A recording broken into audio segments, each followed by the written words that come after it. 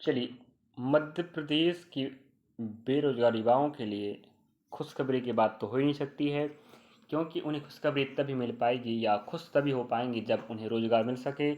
और इस मध्य प्रदेश में आदौ सरकार और जो कर्मचारी चयन आयोग है, और इस चयन भर्ती परीक्षा के द्वारा अनेकों गलतियां होती रहती हैं। समय समय पर भर्ती परीक्षाएं आती हैं तो एग्ज़ाम डेट ठीक से नहीं हो पाता है, और एग्ज़ाम डेट आता है तो वो परीक्षा रद्द हो जाती है। कई बार अनेकों समस्याएं आती हैं, जिससे विद्यार्थी 1 साल 2 साल 3 साल 4 साल 5 6 6 सालों से मानसिक प्रताड़ना से गुजर रहा है। और अनेकों भर्तियां निकालने का वादा करती है सरकार और निकालती नहीं है, और बिल्कुल गिने चुने भर्ती निकालती है। उसके बाद फिर जब फर्जीवाड़ा हो जाता है भर्ती परीक्षा में, तो जो विद्यार्थी पेपर देता है उसकी तो हालत ख़राब हो जाती है। जो बच्चा मेहनत करता है वो क्या करे, और जो विद्यार्थी पैसा देकर जॉब पा लेता है वो क्या करे। जैसे आप पता होनी चाहिए कि हाल ही में मध्य प्रदेश जो प्राथमिक शिक्षक और माध्यमिक शिक्षक भर्ती परीक्षा का जो चयन परीक्षा हुआ था, जिस 10,000 पदों के लिए, जिसका अंतरिम रोक लग चुकी हाई कोर्ट द्वारा, मध्य प्रदेश जबलपुर कोर्ट द्वारा।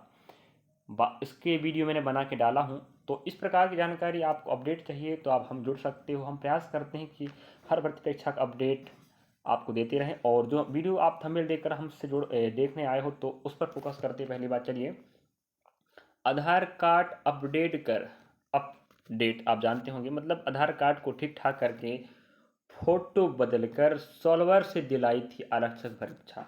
आरक्षक मतलब होता कांस्टेबल। और सबको पता है कि 7,500 प्लस कांस्टेबल पदों के लिए 2022 और 23 भर्ती परीक्षा में, सॉरी 23 में जो नोटिफिकेशन जारी हुआ था, जिसके लिए कम से कम 8 लाख बच्चों ने फॉर्म फिल किया था। और कुछ बच्चे पेपर देने नहीं गए थे, लेकिन सोचिएगा उस भर्ती परीक्षा में हजारों उम्मीदवारों ने, फिर लाखों उम्मीदवारों ने अपने भविष्य को संवारने के लिए आवेदन किया था। और कुछ विद्यार्थियों ने पहली चरण, दूसरी चरण, तीसरी चरण पास की थी और धीरे धीरे अंतिम चरण पहुंच रहे थे। कुछ विद्यार्थी ऐसे थे जो अपने पैसों के बल पर इस चरण को पास किया था, या अपने साइबर क्राइम के माध्यम से उन्होंने इस चरण को पास किया था। तो लास्ट में पकड़ाए गए हैं, उन्हें देखते हैं क्या पकड़ाया गया और किस प्रकार से फर्जीवाड़ा करते हैं वे लोग। और पता है, सबकी उम्मीद होती है कि हम मेहनत किए, हमें शायद एक पोस्ट मिल जाए, हम माँ बाप का सपना पूरा कर सकें, जो सोचते हैं। और उसी को ध्यान रखते हुए बड़ी तैयारी मेहनत करते हैं, साल 1.5 साल 2 साल। और इस भर्ती परीक्षा को तो लगभग 2 साल लग गए थे भाई पूरा होने में। तो 2 साल तक विद्यार्थी मानसिक प्रताड़ना से झेलते रहे और समझते रहे कि अभी रिजल्ट आएगा, हम चयन हो पाएंगे, हम घर में खुशखबरी देंगे। जब आप मामला आता है, हमारा नाम नहीं आता है, कि कोई ऐसे विद्यार्थी पद पे बैठ जाता है जो विद्यार्थी पैसा देकर या अपने अन्य तरीके से पद पे बैठा हो। चलिए लास्ट तक सुनिएगा इस केस को। चयन होने के बाद फोटो मिसमैच से पकड़ा पकड़ा मामला, केस दर्ज किया गया है। और पूरी खबर पे लास्ट तक बने रहेंगे, और आप लोग प्रयास करेंगे कहाँ के विद्यार्थी हैं ऐसा करते हैं, और किस प्रकार से ये लोग फर्जीवाड़ा करते हैं, और किस प्रकार से सरकार ध्यान नहीं देती है, या क्या सरकार जानबूझकर ध्यान देती है। तो आप लोग मध्य प्रदेश के आरक्षक विद्यार्थी या कोई भी भर्ती की वैकेंसी तैयार करने वाले, तो आप लोग देखिएगा मध्य प्रदेश के हाल। क्राइम रिपोर्ट ग्वालियर की बात है। प्रदेश में 2 साल पहले हुई आरक्षक भर्ती परीक्षा में एक अभ्यर्थी ने अपने स्थान पर सॉल्वर को, सॉल्वर मतलब होता है जो सॉल्व करता है, सॉल्वर को बिठाकर परीक्षा पास की। सॉल्वर की परीक्षा में बिठाने के लिए अभ्यर्थी ने जो होशियारी की, उसी होशियारी से ही उसका फर्जीवाड़ा पकड़ा। अभ्यर्थी ने भर्ती परीक्षा से पहले व बाद 2 बार आधार अपडेट कर फोटो बदलवाया। आप समझ पा रहे हो, खुद की फोटो में आधार कार्ड थी, उसने जो सॉल्वर पेपर देने गया था उसका आधार कार्ड में उसको फोटो क्या करवा दिया, अपडेट करवा दी। उसके बाद फिर पास हो गए तो खुद की फोटो अपडेट करवा लिए। ऐसा हो रहा भाई, सॉल्वर का फोटो लगाया और बाद में अपडेट कर अपना फोटो लगा दिया। बायोमेट्रिक पर थंब इम्प्रेशन के दौरान भी डबल थंब इम्प्रेशन कर थंब इम्प्रेशन बिगाड़ा गया था। तो फोटो के साथ भी छेड़खानी की गई। और साथ में जो थंब इम्प्रेशन होता है, पेपर देने जाते हो तो आपको पता ही होगा, थंबनेल भी लिया जाता है, तो वहाँ पर भी गड़बड़ किया गया, फिर नहीं पकड़ाया गया। अभ्यर्थी के चयन होने के बाद जब उसका परीक्षा में लगाए गए फोटो व वर्तमान फोटो मिसमैच हुआ, तब मुख्यालय ने जांच कराई तो परीक्षा से पहले व बाद में आधार अपडेट का खुलासा हुआ।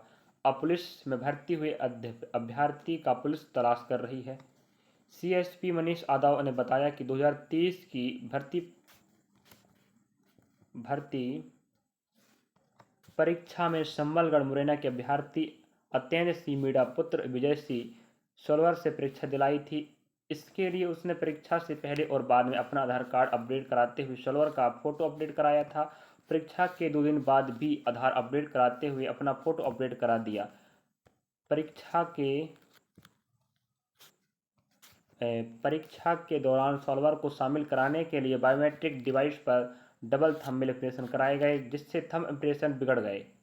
आरक्षक के लिए अभ्यर्थी का चयन होने के बाद वेरिफिकेशन प्रक्रिया में डबल थंब इंप्रेशन वालों की जांच कराई गई।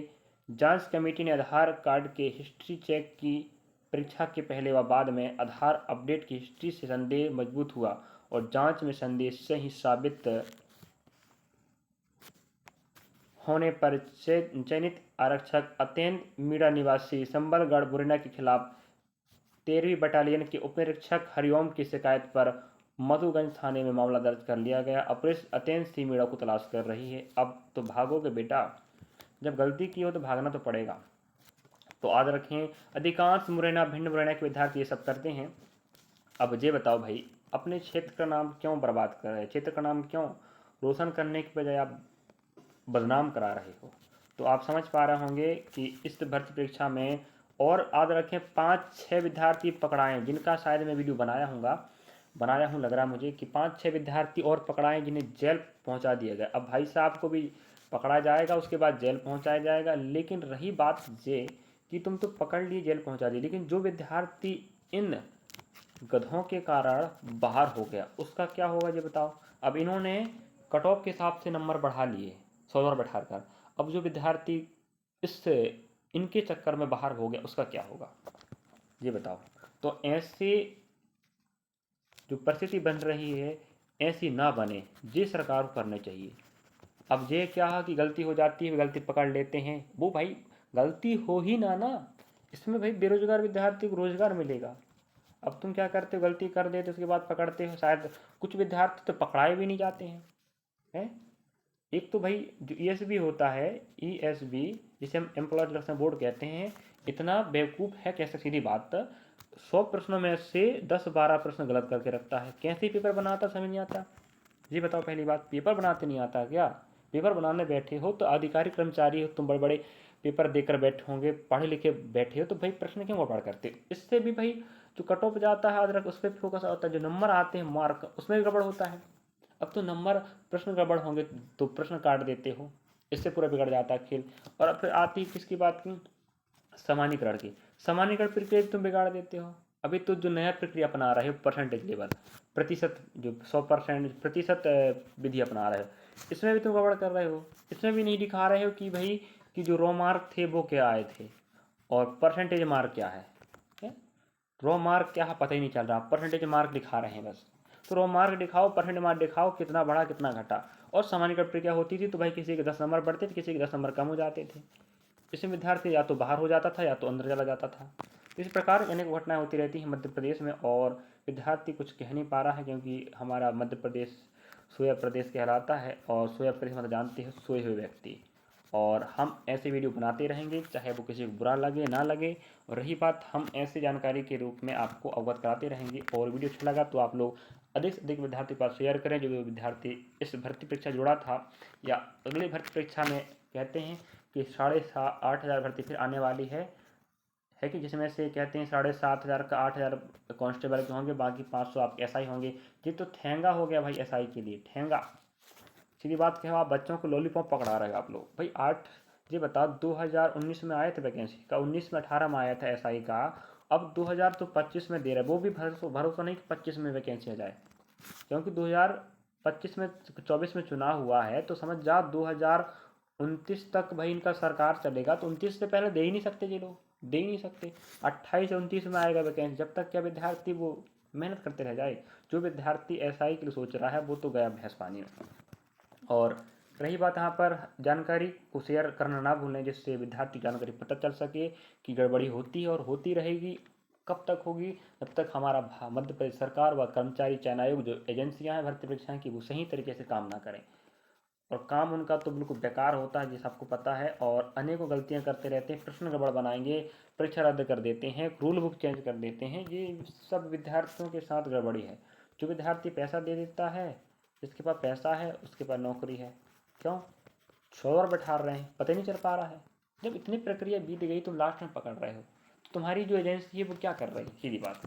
तो यहाँ पर हम अपनी वाणी को विराम करते हैं, और जानकारी अच्छा लगे तो लाइक सब्सक्राइब शेयर कीजिएगा, कमेंट कीजिएगा, और अपने सहपाठी पर शेयर करें, बार बार कह रहा हूँ, जिससे वो भी समझे, वो भी पढ़े कि भाई सूचना जानकारी सत्य है नहीं है।